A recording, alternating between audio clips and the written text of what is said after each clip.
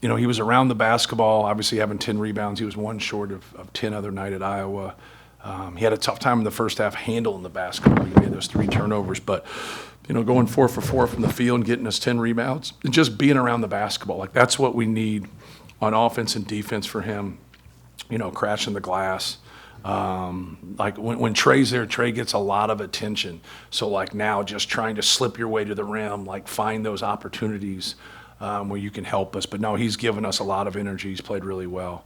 And it's just an unbelievable accomplishment. We got 7 games remaining, and he becomes the all-time, winningest player in school history. It's a hell of an accomplishment. Hey, man.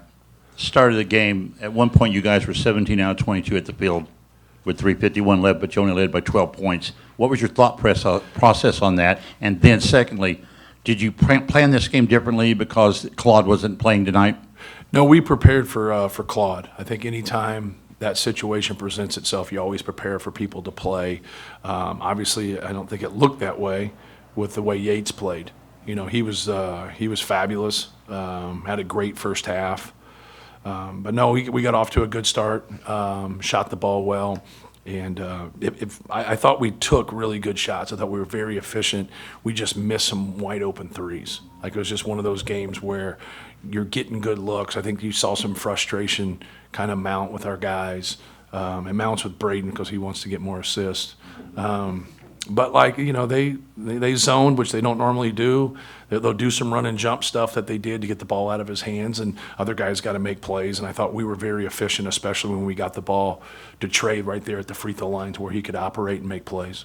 Is that something you intended to do, having that like you were shooting the lights out and they were still 12 points down? Is that something you really wanted to try? What we were doing was if they were going to double the ball, we wanted to get it centered, whether we do it directly or we do it off of one more pass. So like sometimes when they run at the ball, they can take away the middle, but when they do that, you're going to have a wing that's going to be open. Or they take away wings and they keep people at home by the rim. Now the center of the floor is going to be open. And when you get into those situations, like you're gonna get into a 3-on-2, obviously a 4-on-3. Everybody is spread. So anytime you center the basketball after you put 2 basketballs on it, the defense is normally pretty vulnerable. You got to have the right person getting it. And when he's getting it right there, now we got Caleb right at the rim and we got 2 shooters away. And now he's just got to make the right read, whether to attack and score or make that pass. Matt, last year Trey was pretty good, but Zach kind of overshadowed him a bit. I know he doesn't follow individual accolades, but in your mind, why do you think that maybe he doesn't get put on these lists and maybe get the right what he deserves? I mean, is it that he goes to work and kind of is this a quiet guy or what is it? Yeah, no, it's like anything. Like if you're an English professor, you should be good at English, right? And so if you're selecting these teams like with the best power forward, the best center, like last year, Braden didn't make the top 10 point guards in the country, but then yet he made the top 5. So like there's an opportunity there when they make mistakes like they've made here. I don't know whether they're putting him on the Karl Malone or the Kareem Abdul-Jabbar award, but at the end of the day, it really doesn't matter because they proved last year when they made that mistake with Braden, they can put him on that top 5. So I just expect that you would think after they talked about the Karl Malone that happened 2 days ago, that now they would like reconvene and like kind of go through it. But there was 2 different point guard camps last year for the national, where they invited 15 to 16 point guards in the country coming into college and been in college, and I couldn't get Braden Smith in either one of those. And I'm saying, hey man, I'm not saying he's a top 15 point guard in the country. I'm saying he's the best point guard in the country. I go like, you're leaving the best point guard out of the country. It's like having the NBA All-Star game and saying, hey, you know what? The 2 top guys that are going to be MVPs, you're not an all-star. It makes no sense. It just makes no sense. But you have non-basketball people making basketball decisions, and they look at it differently. Then they stereotypically look at somebody who's 5'11", like he's not a player, and he's real. Like he's one of the best passers ever. He can end up being the best passer ever. In terms of what he does and how he has accumulated assists throughout his career. But yeah, the same kind of holds true for Trey. What's he supposed to do, right? He's the 5th or 6th most efficient player in college basketball right now. You can't make up the numbers that he has. But the thing that I don't grab is whether it's Braden or whether it's him, how they can't acknowledge it when you win big. If you have big time numbers and your team stinks, I got it. or your team wins all the time and your numbers are very, modest. They both have big time numbers, and obviously Braden's not in that sphere anymore, right? But he is, and so like I just don't understand when you win at a very, very high level and you have those numbers and you're productive and you're the fourth, fifth, sixth most efficient player in the country, whatever the damn stat is. But to each their own. To each their own. That's on them, really. It's on them because they're showing that they don't understand the game and what matters. Matt, you guys have had some big wins this season, obviously. You had a lot of guys scoring tonight, excuse me.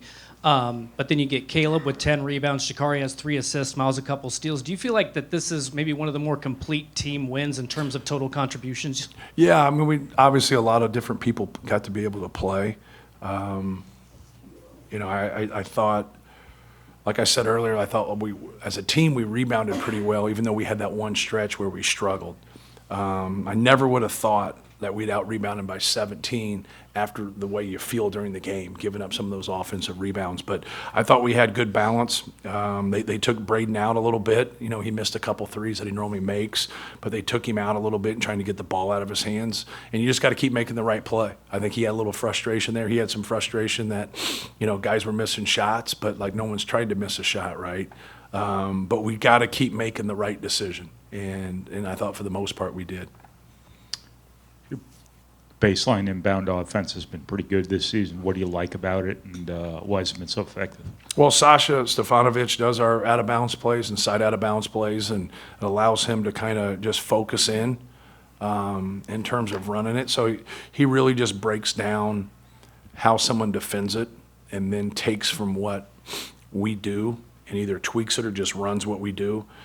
And then he'll add some stuff from time to time when people are different and how they defend it. Some people switch things out, some people don't.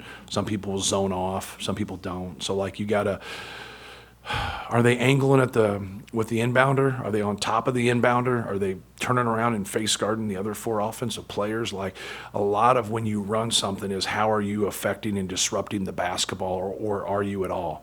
Like we take the cutters, right? They tried to back cut us a couple times, but we take the cutters because we just seem like we led the country in giving up 3-pointers on that outer third. And so like a couple years ago, we just kind of adjusted to certain teams to do that. Now we do it for most teams that we play. And it's not foolproof. We've given up a layup here and there. We've given up some guys cutting for layups, but we don't give up those threes anymore on that outer third. So that's why we did it there. But no, Sasha's done a great job of getting everybody on the same page. We had a couple mess ups today where guys didn't run it the way they're supposed to. So we always talk about it. It's you're not allowed to mess up a play when it's for you, right? They call your number, like you don't get your number called very much, and you go back to your apartment and complain about it, and then we run a play for you, you don't run it right. So doesn't make a whole lot of sense. Matt, you guys don't turn them over a ton today, but you still outscore them by 11 in the fast break. Just what's been the key to transition offense the last month or so? Well, obviously, if they take bad shots or turn it over, it's going to put you in a better position. You're going to have numbers, you're going to have angles, more than that. But we're really trying to, push the ball, after just, regular misses and run the court. Not really worried about the 2 other guards. Like, don't outlet it to anybody besides Braden. And let's try to get up the court and be able to attack them right away before they're set, or get some quick ball movement there. But if you can't rebound or you can't force turnovers, you can't get on the break. But I thought our guys have done a good job. I think you would see more fast break points if we had a better shooting night.